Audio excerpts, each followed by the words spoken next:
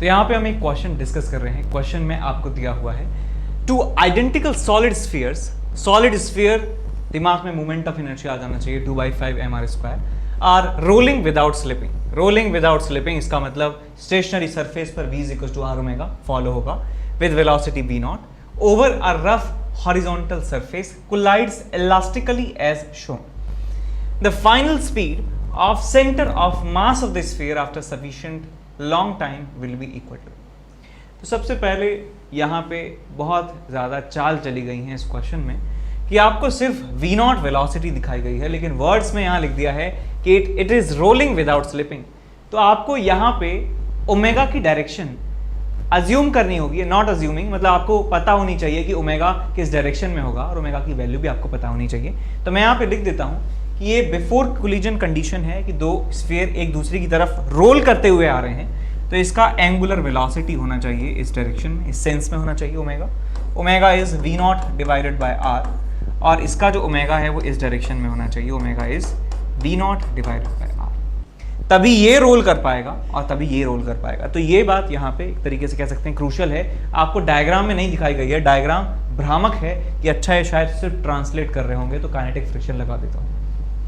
तो यहाँ वर्ड्स को ध्यान से पढ़ें। फिर ये दोनों टकराते हैं इलास्टिकली, यानी कोएफिशिएंट ऑफ रेस्टिट्यूशन है 1 के बराबर। अब हम एक बात तो जानते हैं कि जब आइडेंटिकल मास के ऑब्जेक्ट हेड ऑन तरीके से टकराते हैं इलास्टिकली, तो उनकी वेलोसिटीज एक्सचेंज हो जाती हैं। कहने का मतलब ये है, आपको ये मैं याद दिला देता हूँ फिर से। यदि इसका मास m1 है, इसकी वेलोसिटी है v1 के बराबर, और एक दूसरा मास है m1 which is also m1 और इसका वेलोसिटी है लेट्स से v2 के बराबर, तो ये इलास्टिकली यदि हेड ऑन टकराते हैं, हेड ऑन तरीके से इलास्टिकली टकराते हैं, तो इनकी वेलोसिटीज एक्सचेंज हो जाती हैं just after the collision. After collision में बात करूं तो इसका v1 इसको मिल जाता है और इसका v2 इसको मिल जाता है। तो ये यहाँ पे कहना चाह रहे हैं। तो सिमिलरली यहाँ पर भी होने वाला है वेलोसिटीज के साथ, सिर्फ लीनियर वेलोसिटीज के साथ ऐसा होगा, ओमेगा के साथ ऐसा नहीं होगा। तो बिफोर कोलिजन हमारे पास सिचुएशन ये है, और आफ्टर कोलिजन मैं बता सकता हूँ आफ्टर कोलिजन क्या होगा कि ये जो स्फीयर्स हैं इनकी वेलोसिटीज स्वैप हो जाएंगी, वेलोसिटीज जो है एक्सचेंज हो जाएंगी। इसका v0 वेलोसिटी इसको मिल जाएगा और इसका v0 वेलोसिटी इसको मिल जाएगा। तो सिचुएशन आपके पास बनेगी ये, जस्ट आफ्टर द कोलिजन की बात कर रहा हूँ, जस्ट आफ्टर द कोलिजन। तो ये वेलोसिटी v0 इसका हो जाएगा इस तरफ, इसका वेलोसिटी हो जाएगा इस तरफ। लेकिन ओमेगा के साथ तो कुछ हुआ ही नहीं, बिकॉज ओमेगा एंगुलर वेलोसिटी है और ओमेगा एंगुलर वेलोसिटी को चेंज करने के लिए हमें कोई ना कोई टॉर्क की आवश्यकता होती है। लेकिन जस्ट आफ्टर द कोलिजन कोई भी हमारे पास अभी टॉर्क नहीं है, तो इनका एंगुलर वेलोसिटी जो है वो सेम रहने वाला है। ये रहेगा आपके पास omega which is v0 by r, और इसका भी रहेगा ओमेगा इस तरफ, omega is equal to v0 by r। अब किसी भी एक बॉल की आप बात कर लीजिए, बिकॉज दोनों ही स्फीयर, दोनों ही बॉल जो है आइडेंटिकल तरीके से मूव कर रही हैं, जिनका v0 इस तरफ है, ओमेगा इस सेंस में है, v0 इस तरफ है, ओमेगा इस सेंस में, दोनों के लिए सेम आंसर आएगा। कोई भी आप एक पिक कर सकते हैं। तो मैं लेफ्ट वाली बॉल को पिक कर रहा हूँ। तो लेफ्ट वाली बॉल के साथ क्या सीन है जी, लेफ्ट वाली बॉल के साथ क्या सीन है कि ये बॉल का सेंटर ऑफ मास का वेलोसिटी है इस तरफ, इसका एंगुलर वेलोसिटी है इस तरफ, omega is equal to v0 upon r। तो यदि इन ओमेगा और v से यदि हम इस कॉन्टेक्ट पॉइंट की वेलोसिटी निकालें, तो कॉन्टेक्ट पॉइंट की वेलोसिटी v0 ट्रांसलेशन की वजह से और रोटेशन की वजह से v0 और हो जाएगी विच इज 2v0। तो ये वाला पॉइंट इस डायरेक्शन में स्लिप होने लगेगा। तो जब दो सरफेसेस रिलेटिवली स्लिप होते हैं तो काइनेटिक फ्रिक्शन उनके बीच में लगता है। तो ग्राउंड के और इसके बीच में काइनेटिक फ्रिक्शन लगेगा स्लिपिंग के का अपोज करने के लिए। तो यहाँ पे फ्रिक्शन लग रहा होगा Fk, और इसका मैग्नीट्यूड कांस्टेंट होता है म्यू mg के बराबर। अब देखिए इस फ्रिक्शन की वजह से हमें एक टॉर्क मिल रहा है इस डायरेक्शन में। अब टॉर्क का डायरेक्शन इस एंगुलर वेलोसिटी के डायरेक्शन के ऑपोजिट है। आप देख सकते हैं कि एंगुलर वेलोसिटी इस सेंस में है और टॉर्क जो है एक सेंस में है। टॉर्क से प्रोड्यूस होगा अल्फा और ये आपके पास ओमेगा। इसका मतलब ये एंगुलर रिटार्डेशन की कंडीशन है, एंगुलर रिटार्डेशन की ये कंडीशन बन रही है। इसका मतलब ओमेगा की वैल्यू डिक्रीज होने वाली है फॉर श्योर, और ओमेगा की वैल्यू डिक्रीज होगी। अच्छा, और ध्यान दीजिए ये ना सिर्फ टॉर्क प्रोवाइड कर रहा है बल्कि ये एक एक्सेलरेशन भी प्रोवाइड कर रहा है। एक्सेलरेशन इस डायरेक्शन में, जिस डायरेक्शन में फोर्स लगेगा उस डायरेक्शन में एक्सेलरेशन प्रोड्यूस होगा। इसका वेलोसिटी है इस डायरेक्शन में, एक्सेलरेशन इस डायरेक्शन में, वेलोसिटी है इस डायरेक्शन में, एक्सेलरेशन इस डायरेक्शन में। तो ये एक लीनियर रिटार्डेशन की कंडीशन भी बन रही है। तो लीनियर रिटार्डेशन और एंगुलर रिटार्डेशन दोनों हो रहा है। तो ये जो है कुछ समय के बाद रोल करना स्टार्ट कर देगा। तो यहाँ पे देखिए ये जो ऑब्जेक्ट है ये पहले इसके पास वेलोसिटी था v0 इस डायरेक्शन में, ओमेगा था इस डायरेक्शन में v0 अपॉन r, और कुछ समय के बाद t बराबर 0 पे मान लेता हूँ ये सिचुएशन है, और t बराबर t1 पर ये प्योर रोल करने लगता है। इसका मतलब इसकी वेलोसिटी हो जाती है लेट्स से v इस डायरेक्शन में, और ओमेगा हो जाता है इस डायरेक्शन में। ठीक, ओमेगा को लिख सकता हूँ मैं v upon r if it is rolling right now. अब मुझे इनिशियल कंडीशन पता है, फाइनल कंडीशन पता है, ये दोनों ग्राउंड पर मूव कर रहे हैं। तो मैं या तो चूज कर सकता हूं काइनेमेटिक्स की इक्वेशन लगाना, या चूज कर सकता हूं मैं एंगुलर मोमेंटम कंजर्वेशन। तो ग्राउंड पर मान लीजिए कोई भी एक पॉइंट ले लेता हूं, कोई भी एक रैंडम पॉइंट ले लीजिए, पॉइंट का नाम रख लीजिए O। इस पॉइंट के अबाउट जितने भी टॉर्क आ रहे हैं वो 0 के बराबर हैं। देख लीजिए इस ऑब्जेक्ट के ऊपर फ्रिक्शन लग रहा था पीछे की तरफ, बिकॉज फ्रिक्शन का लाइन जो है इस पॉइंट से इंटरसेक्ट कर रहा है, तो फ्रिक्शन का टॉर्क 0 के बराबर हो जाएगा। नॉर्मल और mg तो आपस में बैलेंस कर ही रहे हैं, तो उनका कोई भी टॉर्क O के अबाउट नहीं आने वाला है।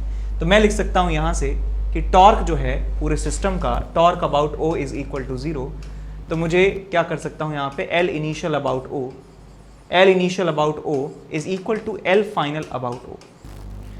तो initial angular momentum, final angular momentum, इसके अबाउट आप कंजर्व कर सकते हैं। तो यहाँ देखिए आप, इसका एंगुलर मोमेंटम मैं लिखूंगा तो मुझे यहाँ से एक आर वेक्टर बनाना होगा। एक आर वेक्टर मैंने यहाँ पे बना दिया। आर वेक्टर है ऐसे, वी वेक्टर है ऐसे, इनका आर क्रॉस वी यदि करते हैं तो बाहर की तरफ आपको मिलता है, यानी के कैप में एंगुलर मोमेंटम है। तो मैं लिख सकता हूँ M R perpendicular into V naught will be its magnitude. तो आपको मिलेगा यहाँ से M R into V naught, और ये मिल जाएगा आपको के कैप में ये प्लस आई ओमेगा। ओमेगा देखिए यहाँ पे क्लॉकवाइज डायरेक्शन में है, यानी अंदर की तरफ है, तो यहाँ लिखूंगा minus of 2/5 M R square into omega, omega is V naught upon R. तो ये एंगुलर मोमेंटम मैंने यहाँ पे लिख दिया है साहब। ठीक है, माइनस के कैप लिख दीजिए, या माइनस यहाँ लगा के कैप लिख दीजिए, is equal to final angular momentum. Final angular momentum आप देख सकते हैं यहाँ पे क्लियरली कि यहाँ से एक आर वेक्टर बनाऊंगा, आर वेक्टर, आर वेक्टर का डायरेक्शन ये है, वी वेक्टर का डायरेक्शन ये है, आर क्रॉस वी जो है बाहर की तरफ होता है, और ओमेगा का डायरेक्शन भी जो है बाहर की तरफ है, यानी कि M R C O M cross V C O M वो भी बाहर की तरफ आएगा, पॉजिटिव आएगा, और जो आई ओमेगा वाला जो टर्म है वो भी पॉजिटिव हमें मिलने वाला है। तो यहाँ से आप ये कर सकते हैं कि एम आर इसका रेडियस जो है इंटू वी, या जाएगा आपके पास के कैप डायरेक्शन में बाहर की तरफ, plus 2/5 M R square into omega, omega को लिख सकता हूँ v अपॉन आर। ये है के कैप में।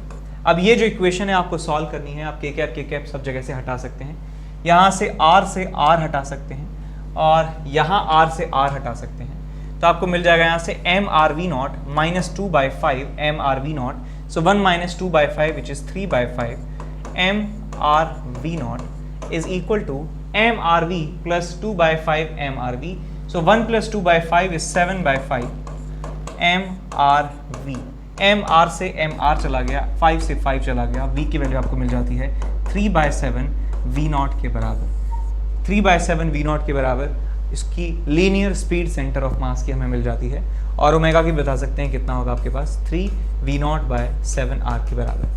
तो यही हमारा आंसर है कि linear speed centre of mass की हो जाएगी 3/7 V0 के बराबर, और एंगुलर स्पीड हो जाएगी 3/7 V0/R के बराबर। प्राइसेस बच्चों हाइक होने वाले हैं फिर से। अक्टूबर 1 अक्टूबर से प्राइसेस बढ़ जाएंगे, अप्रोक्सीमेटली 10 to 12% प्राइसेस बढ़ जाएंगे। यानी कि अगर आप इनको सब्सक्रिप्शन के हिसाब से देखो, अगर 24 मंथ का सब्सक्रिप्शन आपको अब 56,000 में मिल रहा है, तो प्राइस हाइक होने के बाद वो आपको 62,000 के आसपास मिलेगा। ठीक है ना, ऐसे और भी है। तो जितना जल्दी हो सके आप यहाँ पे सब्सक्रिप्शन लेना है तो डिसीजन बहुत जल्दी लीजिए, बहुत जल्दी ये हाइक होने वाले हैं। ठीक है बच्चों, अब अनअकैडमी ने इतना बेहतरीन रिजल्ट दिया है बच्चों, बहुत सारे लोगों का कंफ्यूजन दूर हो गया कि भाई ऑनलाइन एजुकेशन ऑनलाइन कोचिंग और ऑफलाइन कोचिंग में कहीं ऑफलाइन बेटर तो नहीं है। तो बच्चों ये प्रूव हो चुका है, ऑल इंडिया रैंक अनअकैडमी से ऑल इंडिया रैंक 1 आई है, तो ये इस चीज का प्रूफ है कि आप ऑनलाइन कोचिंग पे 100% फुल ट्रस्ट कर सकते हो। और इस टाइम ऑफलाइन से मेरे हिसाब से कोई भी टीचर या कोई भी चीज एक बेटर एफिशिएंसी के साथ उस पर पढ़ा सकता है। तो बच्चों इस पे ट्रस्ट रखिए, as soon as possible Unacademy का सब्सक्रिप्शन लीजिए, ठीक है ना, आपको ये ऑफलाइन से बेटर ही प्रूव होगा। ठीक है बच्चों, चलिए यहीं पे मैं आपसे विदा लेता हूं, थैंक यू, बाय बाय। तो यहाँ पे हम डिस्कस करने जा रहे हैं क्वेश्चन एरोडोव से लिया है। क्वेश्चन में दिया है uniform cylinder of radius capital R is spinned about its axis to the angular velocity omega naught and then placed into a corner. एक कॉर्नर में रख दिया जाता है घुमाकर। The coefficient of friction between the corner walls and the cylinder is equal to K. How many turns will the cylinder accomplish before it stops? तो number of turns यदि आपको निकालने की कितना ये घूम चुका है, इसका मतलब ये क्वेश्चन रिलेटेड है निकालने से एंगुलर डिस्प्लेसमेंट। और एंगुलर डिस्प्लेसमेंट यदि आपको निकालना है तो आपके पास तरीका ये है कि एक तो पॉसिबिलिटी है कि यदि एंगुलर एक्सेलरेशन यूनिफॉर्म हो गया तो मैं इक्वेशन ऑफ मोशन लगा सकता हूँ, और यदि नॉन यूनिफॉर्म होगा तो मुझे इंटीग्रेशन यहाँ पे करना पड़ सकता है। तो देखते हैं आगे क्या होता है। तो ये एंगुलर वेलोसिटी ओमेगा नॉट देखिए घुमा के फेंक दिया जाता है, फेंक दिया नहीं मतलब यहाँ पे रख दिया जाता है दो वॉल्स के बीच में। तो नीचे वाले पॉइंट की वेलोसिटी मैं कह सकता हूँ इनिशियली t बराबर 0 पर r ओमेगा नॉट होने वाली है इस तरफ राइट डायरेक्शन में, और इस वाले पॉइंट की वेलोसिटी होने वाली है r ओमेगा नॉट नीचे की डायरेक्शन में। अब ग्राउंड के रेस्पेक्ट में ये पॉइंट स्लिप हो रहे हैं, इसका मतलब काइनेटिक फ्रिक्शन अपना काम करेगा और इनको स्लिप होने से रोकेगा। तो नीचे वाले पॉइंट पर काइनेटिक फ्रिक्शन की डायरेक्शन यदि आप देखना चाहें तो होगी पीछे की तरफ, इस वाले पॉइंट पर काइनेटिक फ्रिक्शन की वैल्यू देखना चाहें, डायरेक्शन देखना चाहें तो होगी इस डायरेक्शन में। तो मैं इसको F2 कह देता हूँ, इसको F1 कह देता हूँ काइनेटिक फ्रिक्शन को। अब इसका फ्री बॉडी डायग्राम एक बार बना लेते हैं। तो ये हमारे पास स्फीयर है, नीचे वाले पॉइंट पर फ्रिक्शन लग रहा है पीछे की तरफ F1, और नॉर्मल रिएक्शन लग रहा है लेट्स से N1 के बराबर। इस वाले पॉइंट पर नॉर्मल रिएक्शन लग रहा है दीवार से N2, और फ्रिक्शन इसके ऊपर लग रहा है अपवर्ड डायरेक्शन में F2 के बराबर। इसका ग्रेविटेशनल फोर्स N1 के बराबर लग रहा है नीचे की तरफ, ग्रेविटेशनल फोर्स mg लग रहा है नीचे की तरफ। अब एक बात आप ध्यान दीजिए, ये वाला जो पॉइंट है, ये इस पॉइंट पर फोर्स लग रहा है N2 और F2, ये फोर्स तभी लगेगा जब ये कांटेक्ट में रहेगा। जैसे ही कांटेक्ट लूज होगा ये फोर्स भी लगना बंद हो जाएगा, और आप ये फील कर सकते हैं कि ये हमेशा कांटेक्ट में ही रहेगा, ठीक है, जब तक ये घूमता रहेगा और ये इस तरफ ही लगता रहेगा ये, ठीक है। तो यहाँ पे देख सकते हैं कि इस डायरेक्शन में इक्विलिब्रियम को यदि मैं एस्टेब्लिश करवाता हूँ तो यहाँ मिलेगा आपको N1 is equal to mg, equation number 1, और मैं इस डायरेक्शन में जो फोर्स है N2 इसको मैं बैलेंस करवा सकता हूँ F1 से, तो बन जाएगा आपके पास F1। अच्छा, यहाँ पे मैं वर्टिकल डायरेक्शन में F2 को लेना भूल गए हैं, तो यहाँ से आपको F2 भी लिखना है, F2 plus N1 is equal to mg के बराबर, और ये F1 की वैल्यू आपको मिल चुकी है N2 के बराबर, इक्वेशन नंबर 2। और हम ये भी जानते हैं कि ये काइनेटिक फ्रिक्शन है, इसकी वैल्यू म्यू इंटू N2 के बराबर होने वाली है, और इसकी वैल्यू होने वाली है म्यू इंटू N1 के बराबर। तो F1 की वैल्यू आप रखेंगे म्यू N1 के बराबर, और F2 की वैल्यू आप रखेंगे म्यू N2 के बराबर। तो आपको देखिए कुछ अच्छी चीज़ यहाँ पे मिलने वाली है। तो मैं इस इक्वेशन में रख रहा हूँ वैल्यू, इट्स 3, इट्स 4। तो आपको मिलेगा from equation number 2 N2 is equal to mu N1, N2 is equal to mu N1 आपको यहाँ पे मिलने वाला है वैल्यू। अब इस इक्वेशन को सॉल्व करते हैं तो आपको मिलेगा mu into N2, N2 is N1 mu N1, और ये मिलेगा plus N1 is equal to mg। तो यहाँ से mg N1 की वैल्यू आपको मिल जाती है mg divided by 1 plus mu square. तो ये नॉर्मल N1 की वैल्यू आपको यहाँ से मिल जाती है। अब बात करें N2 की, तो N2 भी मिल जाएगा आपको यहाँ से बड़े आराम से, N2 is equal to mu N1, so it will be mu mg divided by 1 plus mu square. N2 N1 आपको मिल चुका है। अब हमें ये देखना है कि इसके ऊपर कितना टॉर्क लग रहा है, बिकॉज अभी इसके पास एंगुलर वेलोसिटी है, और एंगुलर वेलोसिटी का कम या ज़्यादा होना बताता है एंगुलर एक्सेलरेशन। तो एंगुलर एक्सेलरेशन निकालने के लिए मैं यहाँ पे टॉर्क निकालूंगा। टॉर्क हमारे पास इन दोनों फोर्सेस का ही टॉर्क मिलेगा, बिकॉज ये फोर्स सेंटर से पास हो रहे हैं, इनका कोई टॉर्क नहीं होगा, लेकिन इन फोर्सेस का टॉर्क होने वाला है। तो मैं लिखूंगा F1 plus F2 into R is equal to I into alpha. ये एक सॉलिड सिलेंडर है, इसका मतलब मोमेंट ऑफ इनर्शिया mr²/2 होगा into alpha F1 plus F2 into r. F1 और F2 की वैल्यू हम निकाल चुके हैं I guess. F1 is mu n1 आ जाएगा आपके पास mu mg divided by 1 plus mu square plus F2 मिल जाएगा आपको म्यू स्क्वायर mg, म्यू की वैल्यू वैसे के दी है 1 plus mu square into are is equal to this. तो r से r चला गया और यहाँ आपको मिल जाएगा म्यू, कॉमन ले लीजिए आप, यहाँ से मिल जाएगा म्यू प्लस 1 और यहाँ मिल जाएगा आपको mg divided by 1 plus mu square और m से m आप हटा भी सकते हैं mr/2 इंटू अल्फ़ा, m से m चला गया आपको मिल जाता है 2/r mu plus 1 into g divided by 1 plus mu square. This is angular acceleration alpha. अब एंगुलर एक्सेलरेशन और वेलोसिटी की डायरेक्शन आप देखें, टॉर्क इस डायरेक्शन में है तो अल्फा इस डायरेक्शन में होगा। एंगुलर वेलोसिटी इसको दी गई थी ओमेगा नॉट, अल्फा की वैल्यू कांस्टेंट आ रही है, अल्फा की वैल्यू कांस्टेंट आ रही है तो मैं इक्वेशन ऑफ मोशन का इस्तेमाल कर सकता हूं। यहाँ पे मैं लिखूंगा यहाँ पे omega square is equal to omega not square plus 2 alpha theta. तो फाइनल एंगुलर वेलोसिटी 0 हो जाती है, मान लेता हूँ। Initial angular velocity omega not square के बराबर है, अल्फा क्योंकि ऑपोजिट है तो माइनस आएगा साथ में, so minus 2 times alpha which is 2/r mu plus 1 into g divided by 1 plus mu square और ये आ जाएगा आपके पास थीटा की वैल्यू थीटा।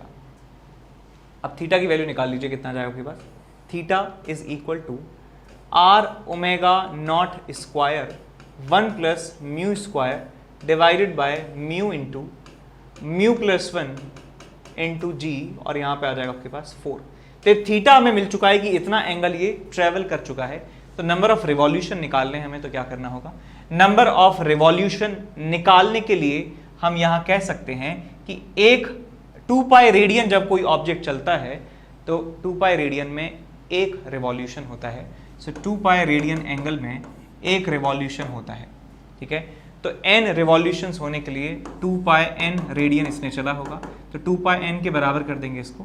तो आपके पास r omega not square 1 plus mu square divided by 4 times mu plus 1 into g. भैया यहाँ से 2 पाई को नीचे ले जाइए तो n की वैल्यू आपको मिल जाती है omega not square r omega not square 1 plus mu square divided by 8 pi mu plus 1 into g. तो ये हमें आंसर मिल जाता है। अब यहाँ पे इस सवाल को कैसे जल्दी हम कर सकते हैं, इसमें काफ़ी सारी स्टेप्स जो हैं वो अवॉइड की जा सकती हैं। कैसे, तो सबसे पहले हमें पता चल जाएगा ये कि ये स्लिप होगा तो काइनेटिक फ्रिक्शन लगेगा। तो kinetic friction F2 mu N2 लिख सकते हैं, इसे F1 को म्यू N1 लिख सकते हैं और इन इक्वेशंस तो आपको ये लिखनी ही होगी। इक्वेशंस लिखने के बाद आपको N1 N2 मिल जाता है। N1 N2 लिखने के बाद हमें पता चल गया कि N1 N2 जो है वो कांस्टेंट आए, इसका मतलब फ्रिक्शन जो है वैसे ही पता चल रहा है। काइनेटिक फ्रिक्शन इसका मतलब कांस्टेंट है और किसी का टॉर्क आ नहीं रहा है, इसका मतलब omega square is equal to omega not square plus 2 alpha theta. ये वाला फॉर्मूला इस्तेमाल करना होगा, फटाफट से फॉर्मूला इस्तेमाल करेंगे और डायरेक्ट यहां से 2 पाई डिवाइड करके आप नंबर ऑफ रिवॉल्यूशन बता सकते हैं, रुकने से पहले जो है कंप्लीट करने वाला है, ठीक है। तो ज्यादा मुश्किल नहीं कहूंगा सवाल को, ये सवाल ठीक था, मतलब ज्यादा कोई ओवर द टॉप जो है चीजें यहाँ पे नहीं पूछी गई थी, बहुत ही कह सकते हैं सिस्टमेटिक तरीके से हम इसको सॉल्व कर सकते हैं, ठीक है। हमें पहले देखना था कि इन पे फोर्स कौन कौन से लगेंगे, फोर्स के अलावा टॉर्क कौन कौन से लगेंगे, टॉर्क कांस्टेंट है या नहीं, टॉर्क कांस्टेंट आ गया तो अल्फा कांस्टेंट है, अल्फा कांस्टेंट है तो हम कह सकते हैं कि इसमें इक्वेशन ऑफ मोशन लगाई जा सकती है, ठीक है। तो यहाँ पे हम एक क्वेश्चन डिस्कस करने वाले हैं, क्वेश्चन इरोडोस से लिया हुआ है, आप डायग्राम से समझ ही गए होंगे। क्वेश्चन में दिया है the arrangement shown in the figure consist of 2 identical uniform solid cylinders. Identical हैं, दोनों समान हैं, यूनिफॉर्म सॉलिड सिलेंडर है, मोमेंट ऑफ इनर्शिया mr²/2 है, each of mass small m on which 2 light threads are wound symmetrically. Find the tension of each thread in the process of motion. The friction in the axle of the upper cylinder is assumed to be absent. तो इसके Excel में जो ये friction है उसको आपको ignore करना है, बाकी आपको बताना है कि टेंशन हर एक स्ट्रिंग में क्या होने वाली है। तो आप यहाँ देख सकते हैं, यदि इस डायग्राम को मैं 2D में बनाऊँ, यहाँ से मैं इसको यदि देखूँ सामने से, तो ये आपको कुछ इस तरीके से नज़र आने वाला है, ये नज़र आएगा आपको कुछ इस तरीके से। अब शायद थोड़ा कम स्कैरी लग रहा हो। अब ठीक है, यहां सामने से देखने पर आपको एक ही सपोर्ट दिखाई देगा, लेकिन असल में इसके जस्ट पीछे एक और सपोर्ट है। ठीक है, ऐसे ही यहां पे आपको एक रस्सी दिख रही है, लेकिन इसके पीछे एक रस्सी और है। तो मैं कह सकता हूं बिकॉज ये सिमेट्रिकल है अरेंजमेंट, तो इसमें यदि टेंशन यदि टी मान लेता हूं तो इसमें भी टेंशन टी के बराबर होने वाला है। तो यहां पे मैं टोटल टेंशन दिखा देता हूं 2t के बराबर है। ठीक है, मासेस बराबर हैं तो यहां पे फोर्स लग रहा होगा mg के बराबर, और mg के बराबर यदि फोर्स है नीचे की तरफ, यहां पे टेंशन 2t के बराबर है, और इसका जो मोशन है कुछ इस तरीके से होने वाला है कि ये नीचे भी जाएगा और ये से अनवाइंड भी होने वाला है।